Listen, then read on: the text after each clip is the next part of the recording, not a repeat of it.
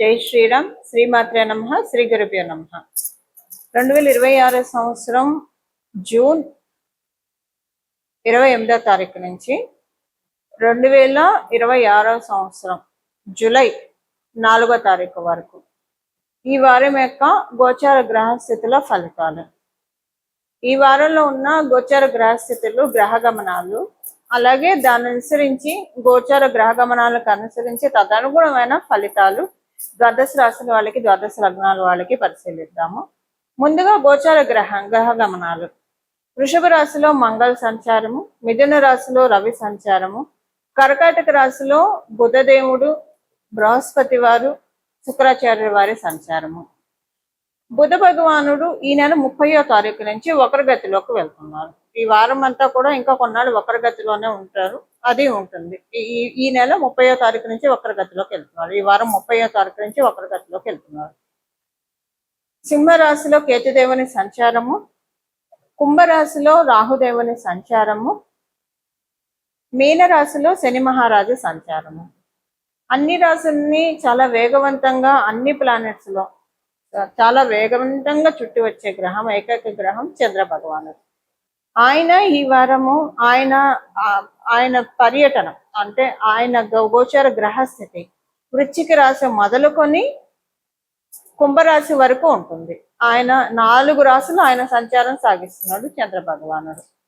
ఈ గోచార గ్రహస్థితులను అనుసరించి, ఈ గోచార గ్రహ గమనాలను అనుసరించి ఈ వారం ద్వాదశ రాశుల వాళ్ళకి, ద్వాదశ లగ్నాల వాళ్ళకి ఎలాంటి ఫలితాలు ఉండబోతున్నాయి?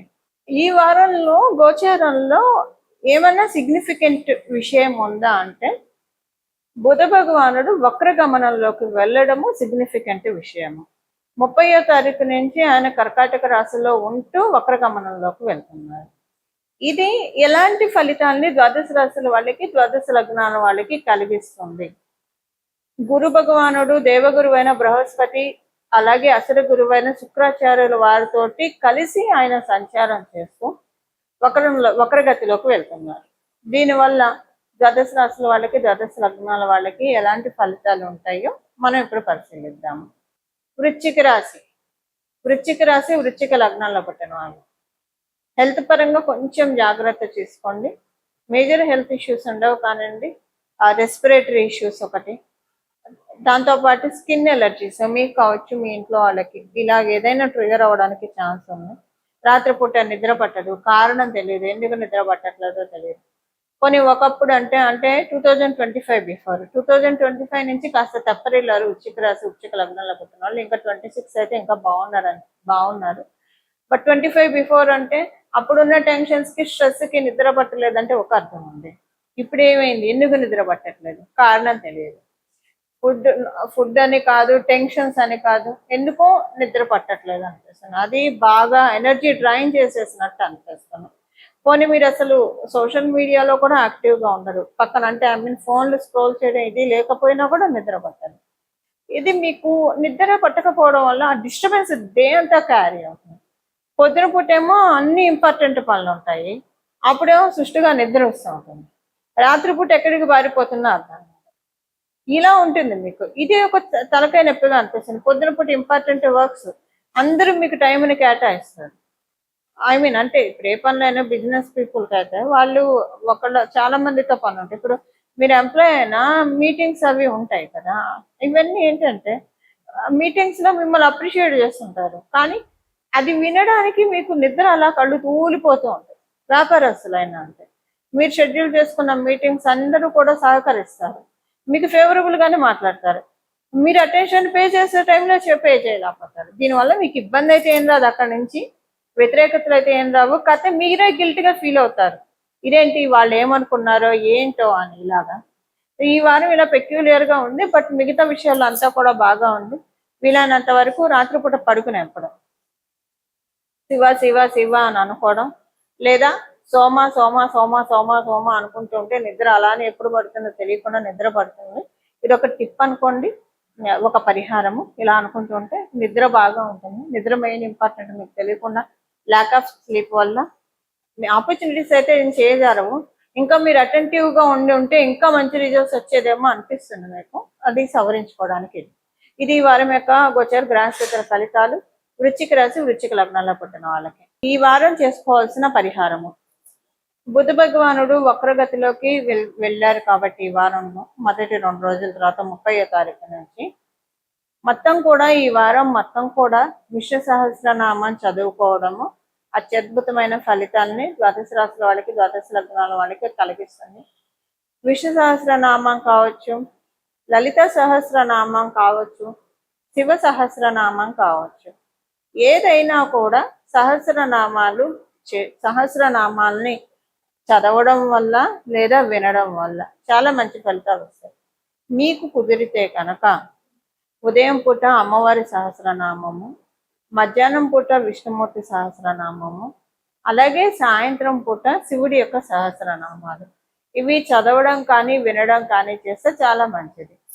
ఈ రెండిట్లో ఏది లేదు, ఏది రోజులో ఏదో ఒకసారి ఏదో ఒక సహస్రనామం మీకు ఏ టైంలో కుదిరితే ఆ టైంలో చదవండి. అంటే చదవడం అయితే స్నానం చేసి శుచులయ్యి దేవుడి దగ్గర దీపారాధన చేసి చదవండి. ఒకవేళ మీకు అలా కుదరలేదు, బిజీగా వెళ్తూ ఉన్నారు, వినడానికి ఎప్పుడైనా వినచ్చు. సో మీరు ఏ ప్రదేశంలో ఉన్నా మీరు చక్కగా ఇప్పుడు మనకి యూజర్ ఫ్రెండ్లీగా ఉంది కాబట్టి యూట్యూబ్లో మీరు పెట్టుకొని వినండి. ఏదైనా చేయండి, మంచిదే. ఈ వారము బుధుడు వక్రగతిలోకి వెళ్ళడము, అలాగే ఉచ్చ స్థితిలో గురు భగవానుడు ఉన్నప్పుడు కర్కాటక రాశిలో ఆయన వక్రించడం మంచిది. కారణం ఏంటంటే కర్కాటక రాశి ఆయనకంత అనుకూలమైన రాశి కాదు, శత్రు క్షేత్రం కాబట్టి ఈ రాశిలో ఆయన వక్రిస్తూ ఆయన వెళ్ళేది మిథున రాశిలోకి కాబట్టి మంచి ఫలితాన్ని ఇస్తాడు. బుధుడు ఏంటంటే ఆయన అంటే అన్ని ప్లానెట్స్ లో ఒక్కొక్క తత్వం ఉంటుంది, ఐశ్వర్యాన్ని ప్రసాదించే తత్వం. ఇప్పుడు శనేశ్వరుడు ప్రసాదిస్తే తరతరాలకి ఇచ్చేస్తాడు ఐశ్వర్యాన్ని ఇస్తే. బుధుడు ప్రసాదిస్తే చాలా స్మార్ట్ గా ఇన్వెస్ట్మెంట్ చేసి వాటిల్ని మనం అంటే డబ్బులు గుడ్లు పడతాయి. బుధుడు ప్రసాదించేది ఎవరి కళ్ళల్లో పడకుండా చక్కగా, అంటే ఎవరి కళ్ళల్లో పడకుండా అంటే నా ఉద్దేశము ఇప్పుడు కొన్నిసార్లు ఎదుగుతుంటే ఈర్ష్య అసూయ ద్వేషాలు ఉంటాయి, ఇలా లేకుండా వాళ్ళ జోలికి ఎవరు వెళ్ళరు, అంతే. వాళ్ళు ప్రశాంతంగా వాళ్ళ పని ఏదో వాళ్ళు చేసుకుంటారు, వాళ్ళు సంపాదించుకుంటారు. అలాంటి ధనాన్ని ఇస్తాడు బుధ భగవానుడు. దాంతోపాటు చక్కగా ఇన్వెస్ట్మెంట్స్ చేసుకుంటారు. బుధుడు చాలా డబ్బుల్ని పెంచుతాడు అన్నది, డబ్బులు గుడ్లు పెట్టడం అనేది బుధుడు బాగా ఉంటే జరుగుతుంది. మిగతా చోట్ల కూడా ఇన్వెస్ట్మెంట్స్ చేస్తాము అవుతుంది మిగతా ప్లానెట్స్ వల్ల, కానీ బ్యూటిఫుల్ గా మన ఫైనాన్సెస్ స్ట్రీమ్ లైన్ అవ్వాలంటే మటుకు బుధుడు చాలా చక్కగా తీసుకెళ్తాడు. మంచి అంటే కరెక్ట్ టైంలో రైట్ డెసిషన్ తీసుకుంటాం. ఒక్కొక్కసారి కొంతమందికి ఉంటుంది, కొన్ని చోట్ల ప్రాపర్టీస్ కొంటారు, వాళ్ళు కొన్న తర్వాత నుంచి అప్పటిదాకా మెట్ట భూమిగా ఉన్నది సడన్ గా బంజరు భూమిగా మారిపోతుంది. అది గురుబలం ఉండడం వల్ల జరుగుతుంది. బుధబలం ఉండడం కూడా మెయిన్ ఇంపార్టెన్స్. బుధబలం ఉంటే ఇన్వెస్ట్మెంట్ చాలా బాగా అవుతుంది.